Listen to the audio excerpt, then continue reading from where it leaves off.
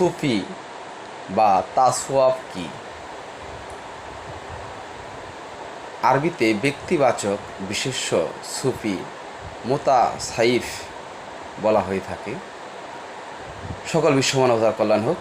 আজ সর্বপ্রথম আমার চারিত্রিকের মুর্শিদ কেবলা শফিউল বশর আজিমপুরি বাবাজানকে স্মরণ করছি। তারপরে আমার দাদা হুজুর বাউল সম্রাট আব্দুর রশিদ সরকার আল সিস্তি নিজামী দাদাজানকে স্মরণ করে আজকে সংক্ষিপ্ত সুফি বা তাসওয়াফ সম্পর্কে সংক্ষিপ্ত আলোচনা করার চেষ্টা করব। ভুল ত্রুটি সবাই ক্ষমা সুন্দর দৃষ্টিতে দেখবেন। সুফি কি? সুফি উৎপত্তি কিভাবে হয়েছে বা তাসওয়াফি কি? আরবিতে ব্যক্তিবাচক বিশেষ্য সুফি, মুতাসাইফ, যাকে বিভিন্নভাবে ইসলামের আধ্যাত্মিকতার অতিনিদ্রাবাদ বা রহস্যবাদ, ইসলামের অভ্যন্তরে রূপ, ইসলামের অন্তর্গত আত্মিকতার অদৃশ্য অনুভূতি হিসেবেও সংজ্ঞায়িত করা হয়ে থাকে। তাহলে ইসলামের আধ্যাত্মবাদ বা নির্দিষ্ট মূল্যবোধ, আচার, প্রথাচার, মূলনীতি দ্বারা বিষয়িত, যা ইসলামের ইতিহাসে খুব প্রাথমিক যুগ থেকে শুরু হয়েছিল। এটি অনেক আগে থেকেই চর্চা শুরু হয়েছে।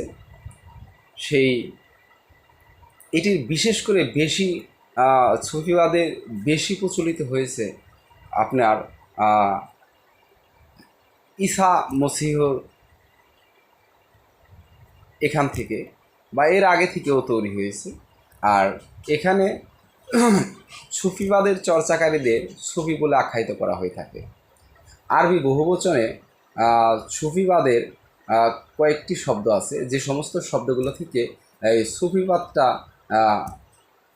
এসেছে সেগুলো আরবিতে হলো সুফিয়া, সুফিয়ন, মুতাসাইফা, মুতাসিফুন। ইসলাম তাসওয়াফের আরেকটি সমর্থক ধারণা হলো তাসকিয়া। ঐতিহাসিকভাবে সুফিগণ প্রায়শ বিভিন্ন তরিকা বা ধারা অনুসারে এমন কিছু ধর্মসভা বা কোনো মহান শিক্ষাগুরুর কেন্দ্র করে গঠিত হয়, যাদেরকে অলি বলে আখ্যায়িত করা হয়। এই অনুসারে ইসলামে হযরত মুহাম্মদ সাল্লাল্লাহু আলাইহি ওয়াসাল্লাম এর সিলসিলা স্থাপন করে, তাকেই প্রাধান্য দিয়ে, তাকেই ভালোবাসার মাধ্যমে এবং তারপরে তার জামাতাকে একটি মহামানব হিসেবে অন্য ধরনের ভাবগম্ভীর্যর মাধ্যমে তাকে আখ্যায়িত করে এটার চর্চা বেশি হয়ে থাকে। তো এই তরিকাগুলো খানকা বা টেক্কে নামক কোনো নির্দিষ্ট স্থানে মজলিসের নামক আধ্যাত্মিকতার বৈঠকে মিলিত হয়, যার মাধ্যমে এরা সর্বোচ্চ প্রাধান্য দেয় জিকিরকে। তারা সর্বক্ষণ জিকিরের মাধ্যমেই সালাতে মগ্ন থাকে এবং তারা এই সালাতের মাধ্যমে আল্লাহকে পায় বা পেতে চায়। এমনকি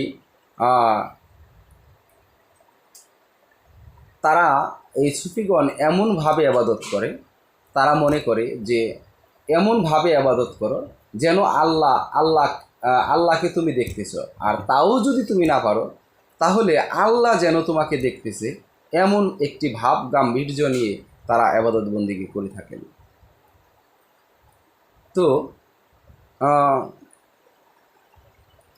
একটি হাদিস আছে, ইহসান হলো এমনভাবে আল্লাহর ইবাদত করো, যেটি আমি বললাম সেটি বলতেছি হাদিসটা, এমনভাবে ইবাদত করো তুমি তাকে দেখতেছো, অথবা তুমি তাকে না দেখলেও নিশ্চয়ই তোমাকে সে দেখতেছে।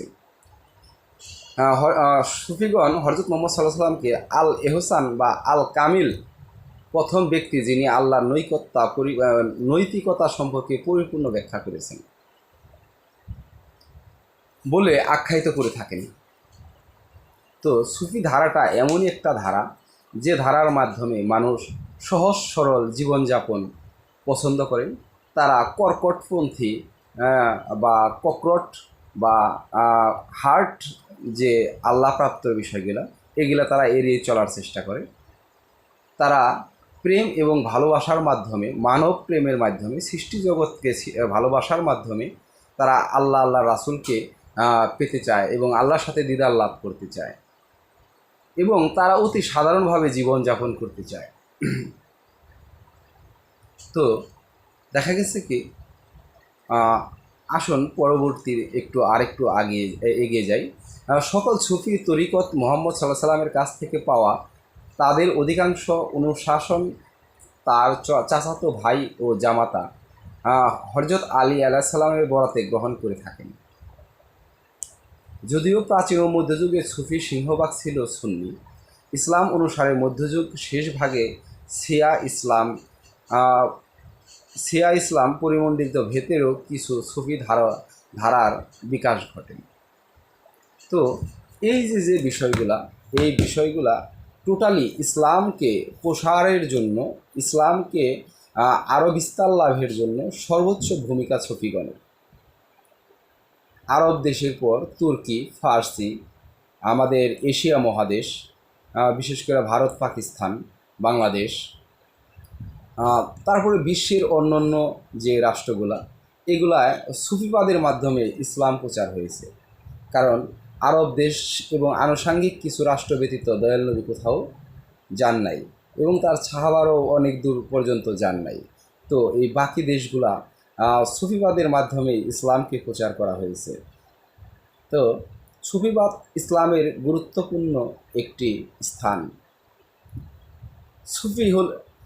যিনি সুফিবাদের চর্চা করেন তাকে সুফি বলা হয়। আর সুফি তিনি হলো সমস্ত মোহ এবং নশ্বর জগৎ থেকে ভিন্ন। যদিও তাকে মানুষের মতোই দেখতে মনে হয়, আমাদের মতোই চলাফেরা করেন, আমাদের মতোই থাকেন, কিন্তু সে আমাদের মতন না।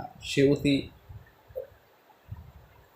অন্য ধরনের অসাধারণ ব্যক্তিত্ব বা অসাধারণ মানব, যিনি মোহমুক্তির ঊর্ধ্বে চলে যান। সংক্ষিপ্ত আলোচনা করলাম, ভুল ত্রুটি সবাই ক্ষমা সুন্দর দৃষ্টিতে দেখবেন। সকলের প্রতি সালাম। আসসালামু আলাইকুম ওয়া রাহমাতুল্লাহি ওয়া বারাকাতুহু। বিশ্ব মানবতার কল্যাণ হোক।